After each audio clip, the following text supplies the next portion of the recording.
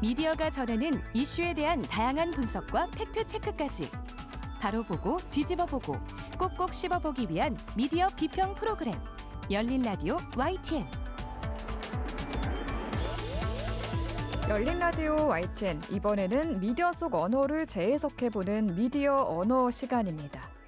내년도 부동산 시장은 양극화 현상이 더욱 뚜렷해질 전망인데요. 수요에 비해 공급이 부족한 서울과 수도권은 매매 가격 상승세가 여전하겠지만 수요가 적은 비수도권은 보합 또는 하락세가 이어질 것이란 예측이 많습니다. 특히 직장인들의 이용 비중이 높은 전세와 월세의 상승폭은 매매가보다 더 커질 것으로 보이는데요. 우리 삶의 주거의 역할로 아주 중요하지만 무겁고 어렵게만 느껴지는 부동산. 오늘은 그 용어들을 어원을 통해 알아보겠습니다. 매일경제에서 어원 칼럼 말로컴즈 시리즈를 연재 중인 어원 연구가 신동광 작가와 만나봅니다. 작가님 안녕하세요. 말 속에 답이 있다. 안녕하세요. 말로컴즈 신동광입니다. 네, 연말이라 그런지 날씨도 아주 매섭습니다. 잘 지내셨나요? 예, 이런저런 송년 모임에서 반가운 얼굴들 만나면서 이야기거리들을 모으고 있습니다. 앞서 말씀하신 부동산 이야기도 빠지지 않는 레퍼토리인데요. 아무래도 의식주 중에서 금액 규모가 압도적으로 크다 보니까 대화가 진지하고 무겁게 흘러가는 경우가 많습니다. 맞죠. 압도적으로 금액 규모가 크죠. 네. 부동산이 많은 사람들에게 좀 즐겁고 유쾌한 주제로 다가올 날을 기대해 봅니다. 자, 오늘 주제가 부동산입니다. 먼저 부동산의 뜻에 대해서 설명을 해주시면 좋을 것 같아요. 제가 학창 시절을 떠올려 보면 움직이지 않아서 부동산, 말 그대로 또 움직여서 동산 이렇게 배웠거든요. 네, 핵심을 잘 기억하고 계시네요. 네. 부동산이라는 한자어의 핵심 기준은 바로 움직임입니다. 움직일 수 있는가 없는가 여기에 따라서 기준이 나눠지게 되는데요. 부동산의 구성 한자는 안이불, 움직일 동, 재산산입니다. 말 그대로 움직여 옮길 수 없는 재산입니다. 토지와 건물이 대표적이죠. 그러면 움직일 동자와 재산 산자로 이루어진 동산에는 어떤 재산들이 있을까요? 현금, 금괴, 자동차, 시계처럼 들고 이동할 수 있는 재산들이 동산의 대표적인 재산들입니다. 네, 여기까지는 아주 이해하기가 쉽습니다. 그런데 이게 역사가 길어 보이진 않거든요. 부동산이라는 단어는 언제부터 쓰기 시작했나요? 맥을 정확하게 짚어주셨습니다. 사실 부동산이란 말은 일본이 근대화 시절에 만든 번역어입니다. 원래 우리말이나 중국어에서 만든 한자어는 아니었어요. 19세기 일본의 메이지 유신 시절에 서구의 근대 법체계를 도입하면서 서양 법률 용어를 한자로 번역하는 과정에서 부동산이 나왔습니다. 당시 일본의 법학자들은 네덜란드나 프랑스의 민법을 번역하면서 움직이지 않는 것을 부동산으로, 움직이는 것을 동산으로 이름을 붙였습니다. 이 번역어들이 일제강점기를 거쳐서 우리나라 법체계에 그대로 유입되었고 오늘날까지 표준어로 굳어졌습니다. 네. 현대 대한민국에는 일본식 번역어가 곳곳에 들어가 있는 것 같아요. 맞습니다. 그 일본의 근대화 과정이 우리나라에 수용되었기 때문에 용어들도 대부분 영향을 많이 받았습니다. 네. 하지만 꼭 나쁘다고만 이야기할 수는 없습니다. 일본이 서구 문명을 들여올 당시에는 동양엔 존재하지 않는 문물들이 많았습니다. 이를 고민해서 만든 일본식 한자어를 화제 한어라고 부릅니다. 네, 화제 한어. 대표적으로 어떤 말들이 있는지 좀 알려주시죠. 예, 우리 일상에 아주 가까운 것들이에요. 과학, 철학, 언론, 건축, 회사, 사회 이런 용어들이 다 화제 한어예요. 언어의 본질인 의미의 전달이라는 관점으로 보면 소통에 기여하는 측면이 아주 큽니다. 네. 그런데 부동산을 영어 사전에서 찾아보면 리얼 이스테이트라고 나옵니다. 부동산의 핵심 기준인 움직임과는 좀 직관적으로 연결이 되지 않거든요. 네, 예리한 지적입니다. 리얼 이스테이트에서 리얼은 진짜라는 의미의 true가 아니라 물건이나 실체를 뜻하는 라틴어 레스에서 왔어요. 여기서 국가나 상태를 의미하는 네. 이스테이트가 더해져서 리얼 이스테이트는 실질적인 재산을 뜻하게 됐습니다. 지금 알듯 말듯 하거든요. 반 정도 이해가 됐는데 좀 더 어렵습니다. 구체적으로 좀 설명을 해주실까요? 네, 유럽의 봉건 시대에 영토는 국가의 주인이었던 왕의 소유였고 리얼 이스테이트는 그 영토 위에 존재하는 실질적인 땅 그 자체를 의미했습니다. 그래서 법적으로는 네. 현물로 여겨졌어요. 한편으론 부동산의 리얼을 왕의 것이라고 의미하는 레알로 보기도 합니다. 왕의 것이요? 프리메라리가의 명문팀 레알 마드리드는 진짜 마드리드가 아니라 왕립 마드리드였군요. 맞습니다. 그게 네. 사람들이 레알을 정말로라고 맞아요. 생각을 하는데 네. 그런데 이제 레알은 로얄이랑 뿌리가 같은 말이에요. 아, 예, 왕립구단이죠. 네. 자, 그렇다면 영어로 동사는 어디서 나왔나요? 영어로 동산을 movable assets라고 부르는데요. 네. 법률 용어로는 셔틀이라고 불러요. 라틴어로 머리를 뜻하는 카퓨트에서 왔는데요. 가축을 뜻하는 캐틀과 뿌리가 같아요. 음. 여기서 자본, 수도, 알파벳 대문자를 뜻하는 영어 단어 캐피틀도 나왔습니다. 잠깐만요. 그러면은 이 동산이 머리에서 나온 건가요? 가축에서 나온 건가요? 가축의 수를 머릿수로 셌으니까 좀 복잡하죠. 소나 양은 아주 중요한 재산이었고 아, 이들은 움직였다는 데 본질이 있는 것 같습니다. 그렇군요. 인류는 머리를 참 다양한 의미와 용도를 사용한 것 같습니다. 지금부터는 우리가 쓰는 부동산 용어들을 알아볼 텐데요. 먼저 전세나 월세 같은 말들을 알아봐야 할 것 같습니다. 임차료 납입의 형태로 말들이 구분되죠. 먼저 전세는 전할 전자와 외상으로 사다 혹은 세를 내다는 뜻의 세자로 이루어졌습니다. 목돈을 맡기고 집을 빌리죠. 그리고 나중에 네. 그 돈을 그대로 전해받는다는 의미가 담겨 있습니다. 네. 조선 후기부터 발달한 한국만의 독특한 제도인데요. 한국에만 있는 제도라서 영어로 직역하면은 전세라고 해야 되는데 그 의미를 설명할 때는 키머니 디파짓 혹은 럼프섬 디파짓 렌털 시스템이라고 해야 되는데 아주 복잡합니다. 그러네요. 저는 미리 준 보증금이 나올 때 전액 돌려받아 전세일 거라고 추측을 했는데 아주 비슷한데요. 자, 그렇다면 월세는 집세를 내는 주기에서 온 말인가요? 맞습니다. 그 매달 정해진 집세를 내는 방식이죠. 네. 굳이 영어로 얘기하자면 만트리 렌트 정도 될 것 말 같습니다. 그대로. 자, 그럼 사글세도 월세를 뜻하는 사글세에서 온 걸로 아는데 월세와는 어떻게 다른가요? 우리말로 알려져 있는데요. 사실은 그 삭월세에서 온 말입니다. 초하루삭과 달월, 세네 세자가 모였는데요. 삭은 매달 초하루를 뜻해요. 그래서 매달 초하루에 집세를 미리 내죠. 그래서 아. 삭월세가 사글세가 된 거죠. 그렇군요. 여기서 또 궁금한 게 사글세는 꼭 달 단위로 계약을 했나요? 보증금 없이 몇 달치 방세를 미리 내는 방식도 사글세라고 불렀다고 합니다. 영어로 굳이 의역을 하자면 어드밴스 만슬리 렌트, 즉 선불 월세 정도가 될 것 같습니다. 미리 돈을 주는 깔세나 달방이라는 말도 있던데 월세와 사글세와는 또 어떻게 다른지도 궁금해요. 미리 준다는 점에서는 같죠.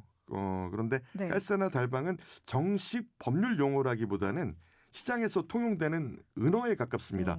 그렇지만 어원이 아주 직관적이어서 현장에서는 계속해서 쓰이고 있습니다. 맞아요. 부동산에 가도 이 깔세, 달방 이런 말을 네. 흔히 하는 걸 들을 수가 있는데 깔세의 깔은 무슨 뜻인가요? 바닥에 깔았다라는 뜻으로 생각하시면 될 것 같아요. 보증금 없이 일정 기간의 월세를 한꺼번에 미리 내고 바닥에 깔고 들어간다는 뜻에서 유래했어요. 네. 주로 상가의 단기 임대에서 많이 쓰이죠. 네. 예. 굳이 영어로 얘기하면 이것도 short-term lease with upfront payment로 번역할 수 있는데요. 제가 지금 계속해서 그 영어로 굳이 이야기를 하는 이유는 네. 이 한자가 상당히 많은데 우리가 익숙하지 않고 좀 어려운 용어들이에요. 그래서 멀티랭귀지로 이해를 하게 되면은 조금 더 쉽지 않을까 해서 좀 무리를 하고 있습니다. 네, 사실 이런 것들이 이 전세 제도 자체가 우리나라에만 있는 거기 때문에 영어 단어가 공식적으로는 없는 거죠. 사실은 이 세라는 한자도 정확한 뜻을 모르고 많이 쓰고 있는 한자긴 해요. 네, 방금 말씀해주신 이 깔세도 한국인이라면 어렴풋이 이 깔의 의미를 모두 알 수 있지 않을까 싶은데요. 그럴 것 같습니다. 달방의 달은 이 월자인가요? 예, 달월자 맞습니다. 달방은 여관이나 모텔 등 숙박업소에서 활용하는 이용료 납입 방식이에요. 네. 깔세가 주로 이제 상가에서 썼다라면은 요건 숙박업소에 쓰는 그런 방식인데요. 하루 단위가 아니라 달 단위로 계약해서 머무는 방을 뜻하죠. 월 단위로 길게 쓰는 이유는 아무래도 좀 방값이 할인이 돼서인가요? 맞습니다. 여기서 머무는 방들이 고급 호텔이나 리조트가 아니라 저렴한 모텔이나 여관에서 많이 쓰는 방식이에요.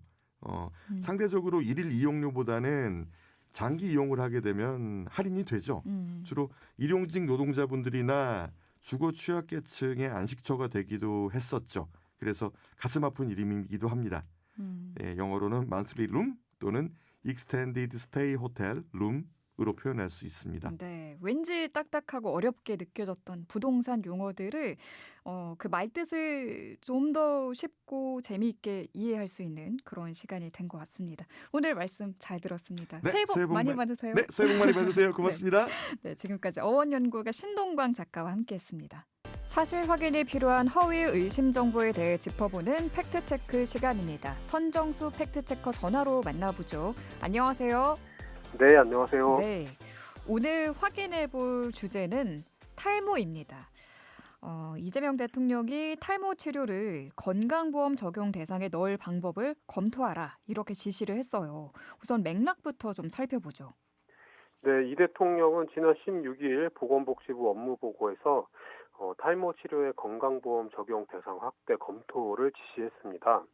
2022년 20대 대선에서 이재명 후보와 더불어민주당은 탈모 치료 건강보험 적용 확대를 공약한 적이 있는데요. 네. 지난 5월 21대 대선에서는 막판까지 고심하다가 공약에는 포함하지 않았습니다. 그런데 이번 업무보고에서 다시 꺼내 든 거죠. 네. 배경은 이 청년층이 다른 연령대에 비해서 건보 혜택을 받지 못하고 있다, 이런 소외감을 표출하고 있기 때문인데요. 이 대통령은 같은 맥락에서 비만 치료제의 건보 적용 여부도 물었습니다. 그런데 정은경 복지부 장관이 이 비만 치료제에 대해서는 이제 급여 적정성 검토를 진행해야 하는 상황, 이렇게 답변을 했는데요. 이 대통령은 청년들의 소외감이 너무 커져서 하는 얘기다. 세대 간 보험료 혜택 차이는 고민해야 할 것 같다, 이렇게 말하기도 했습니다. 네. 건강보험 통계를 좀 살펴보면 2024년 연령대별 건강보험 급여비를 파악할 수가 있는데요. 20대는 3.7조 원으로 전 연령대 중에 가장 급여비 총액이 적습니다. 60대가 19.4조로 가장 많고 70대 16.4조, 50대와 80대 이상이 12.9조 이렇게 나오는데요. 네. 젊은 층 입장에서는 월급에서 건강보험료를 따박따박 떼어가서 결국에는 노인들 의료 쇼핑 시키는데 돈 되는 것 아니냐, 이런 불만이 나오는 상황입니다. 네. 게다가 이 건강보험 제정은 2028년부터 2033년 사이에 고갈될 거다, 이런 예측도 나오고 있는 상황이라서 젊은 층은 좀 더 민감하게 반응할 수밖에 없죠. 결국에는 이 보험료를 올려야 할 상황이 되는데 가뜩이나 받는 것 없이 내기만 한다, 이런 불만이 청년층에 가득하고 청년층을 달래기 위해서 뭐라도 해야 될 상황은 맞긴 합니다. 그러니까 청년층이 건강보험 혜택을 다른 연령대에 비해 받지 못하고 있다는 이런 문제의식에서 시작이 된 거군요. 네. 그런데 지금은 그럼 탈모 환자는 건강보험 적용을 받을 수 없는 상황인 건가요? 노화에 의한 탈모를 치료하는 경우에 미용 목적으로 분류돼서 건강보험 급여 대상에서 제외됩니다. 그런데 질병에 의한 탈모, 특히 원형 탈모증은 현재도 건강보험 급여 대상으로 분류가 됩니다. 아, 그렇군요. 예, 건강보험심사평가원은 원형 탈모에 대해서 이렇게 설명을 하고 있는데요. 병적 탈모증은 자각 증상 없이 탈모반이 한 개 또는 여러 개 발생하여 병소가 확대 또는 융합하여 큰 탈모반을 형성할 수 있는 병적인 탈모이므로 병변의 경중에 관계없이 급여 대상임, 이렇게 정하고 있고요. 이 밖에도 지루성 피부염으로 인한 탈모, 이런 질병에 의한 탈모는 건강보험 적용 대상이 됩니다. 네. 대한민국 남녀노소를 불문하고 사실 이 탈모로 고생하는 분들이 1,000만 명쯤 된다고 하더라고요. 네. 1,000만 명이 건강보험 혜택을 받게 되면 지금 안 그래도 심각하다는 건강보험 재정 적자가 더 심해지진 않을까, 이런 우려도 일각에서 나오고 있거든요. 네, 그렇습니다. 작년에 탈모로 병원에서 치료를 받은 환자들, 그러니까 비급여는 빼고 건강보험 급여를 받은 환자만 집계해보면요. 24만 명입니다. 이 중에 20대가 3만 9천 명 정도 되고요. 30대는 5만 1천 명 정도 됩니다. 합하면 9만 명쯤 되니까 전체 37.5%가 20, 30대 청년층인데요. 건강보험 급여, 그러니까 앞서 말씀드렸지만 원형 탈모증 등 질병으로 인한 탈모 환자란 말이죠. 그런데 지금 이 질병으로 인정받지 못하는 탈모 환자들이 약 1천만 명 정도로 추산이 되는 상황이라서 네. 이 전체 탈모 치료제를 건보 급여에 포함하게 되면 급여비가 급격히 늘어날 거다. 이런 예측은 타당해 보입니다. 네. 그래서 이 정은경 복지부 장관이 대통령의 질문에 유보적인 입장을 표명하기도 했는데요. 이 정 장관은 업무 보고 후 브리핑에서 이렇게 말을 했습니다. 건강보험 정책심의위원회에서 심의해야 하기 때문에 이 탈모 치료약의 급여 적용 기준과 타당성, 재정에 미치는 영향 등을 종합적으로 봐야 한다. 도입 필요성 검토나 재정 규모 추계에 시간이 오래 걸릴 거라 언제 적용될 수 있을지는 말하기 어렵다. 이렇게 밝혔습니다. 그러니까 대통령은 하고 싶은데 건강보험을 운용해야 하는 복지부로서는 굉장히 곤란한 입장인 그렇게 된 거죠. 네, 간단한 문제가 아닌 것 같습니다. 건강보험 급여는 탈모 이런 질병보다는 생명이 달려 있거나 건강에 영향이 큰 질병 치료에 우선 적용해야 한다는 의견이 많은 것 같아요. 어떤가요? 네, 대한의사협회는 17일 입장문을 내고 이렇게 밝혔는데요. 한정된 건강보험 제정 하에서 탈모를 우선적으로 급여화해야 하는지 의문이다. 탈모 치료제 급여화에 건강보험 제정을 투입하기보다는 암 등 중증 질환에 대한 급여화를 우선적으로 추진하는 것이 건강보험 원칙에도 부합한다. 이렇게 밝혔습니다. 네. 외모에 대한 사회적 압박이 강해지고 내면의 아름다움보다는 외모를 가꾸는 것에 가치를 더 부여하는 풍조가 만연하면서 이런 일이 벌어지는 것 같은데요. 그렇다면 이 통속적인 아름다움에 대해서 남성보다 더 심한 압박을 느끼는 이 여성들의 미용 관련 의료 시술도 모두 건강보험 급여 대상이 돼야 하는 거냐, 이런 문제가 제기될 수도 있을 것 같고요. 일단 이 건강보험 재정 상황을 잘 살펴야겠고요. 건강보험 재정이 투입돼야 할 우선순위에 대해서 공감대를 형성하는 작업이 먼저 이뤄져야 할 걸로 보입니다. 그리고 이 불거질 수 있는 형평성 논란에 대해서도 고려를 해야 될 것 같고요. 탈모를 생존의 문제냐 아니면 미용의 영역이냐 이렇게 이분법적으로 나눌 수는 없을 것 같아 보여요. 네. 정부가 어떤 묘수를 찾을지 지켜봐야겠습니다. 이어서 탈모에 대한 여러 가지 오해를 좀 하나씩 짚어볼 텐데요. 대머리는 남자만 해당된다. 이렇게 알고 계신 분들도 많습니다. 어떤가요? 2020년부터 2024년 6월까지 탈모 치료를 받고 건강보험 급여가 적용된 환자는 모두 111만여 명이었는데요. 이 중에 남성이 56%, 여성은 44% 정도를 차지했습니다. 여성도 유전적 또는 환경적 요인, 스트레스 등에 의해서 탈모증에 걸립니다. 이 남성의 탈모는 외가 쪽으로부터 유전이 되고 여성의 탈모는 친가 쪽으로부터 유전된다. 이런 이야기도 굉장히 오래전부터 떠돌고 있는데요.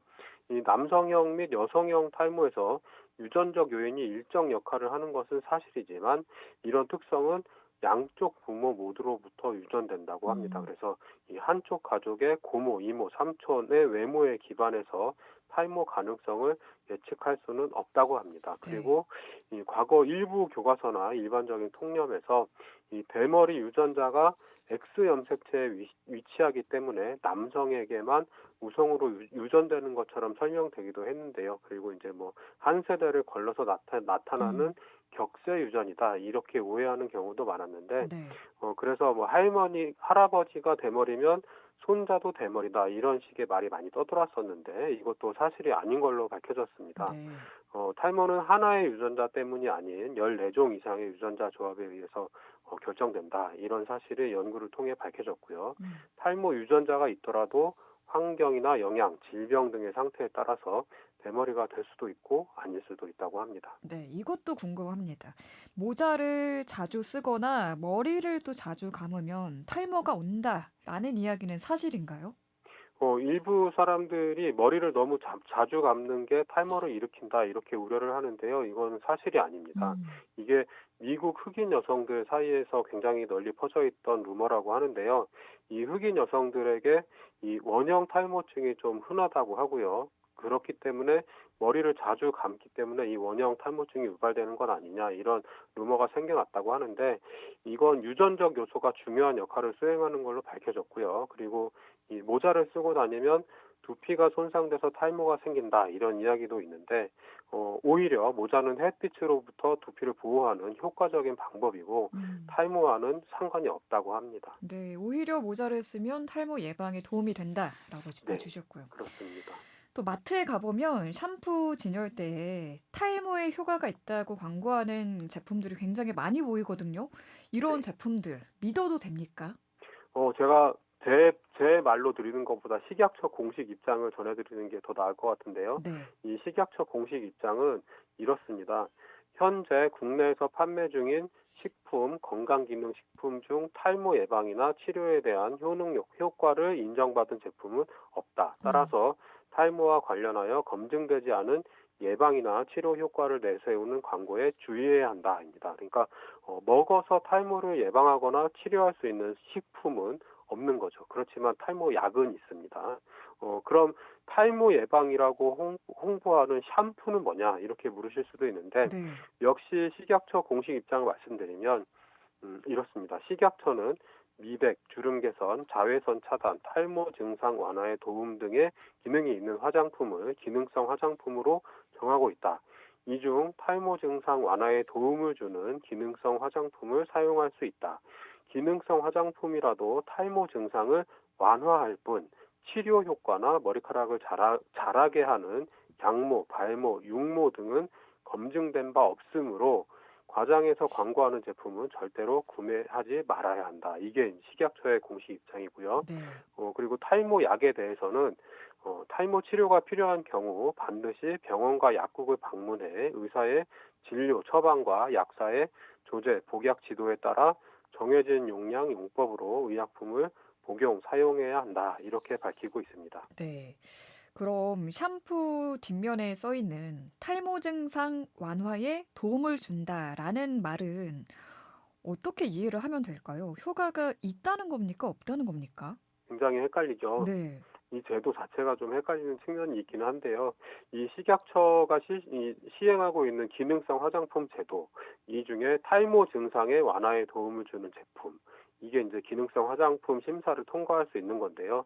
여기서 주의해야 할 점은 이 탈모 증상의 완화에 도움이 된다. 이 말은 머리카락이 덜 빠지게 한다는 뜻이란 겁니다. 이 제품을 사용한 실험 대상과 그렇지 않은 대조군을 비교해서 머리카락이 덜 빠지면 탈모 관련 기능성 화장품으로 인정받을 수 있는 건데요. 안 빠지게 하거나 머리카락이 굵어지게 하거나 하는 게 아니라 빠지는 걸 막을 수는 없지만 덜 빠지게 한다. 이런 네. 뜻입니다. 네. 예, 굉장히 헷갈리죠. 화장품인 샴푸는 이 화장품의 효능 효과를 벗어나서 의약품으로 오인 혼동할 수 있는 탈모 치료, 탈모 방지, 발모, 육모, 양모, 모발 성장, 모발 두께 증가 이런 표현을 사용할 수 없게 돼 있습니다. 실제로 머리카락이 더 많이 생기거나 아예 빠지지 않도록 하는 게 아니니까요. 덜 빠질 뿐이다. 이것만 알아두시면 좋을 것 같습니다. 네. 그러니까 시중에 판매 중인 샴푸는 말 그대로 덜 빠지게 하는 정도의 효과는 기대할 수 있다. 이렇게 좀 네, 이해를 하면 될 것 그렇습니다. 같습니다. 오늘 말씀 잘 들었습니다. 오늘은 탈모에 대해 알아봤습니다. 지금까지 선정수 팩트체커였습니다. 고맙습니다. 네, 고맙습니다.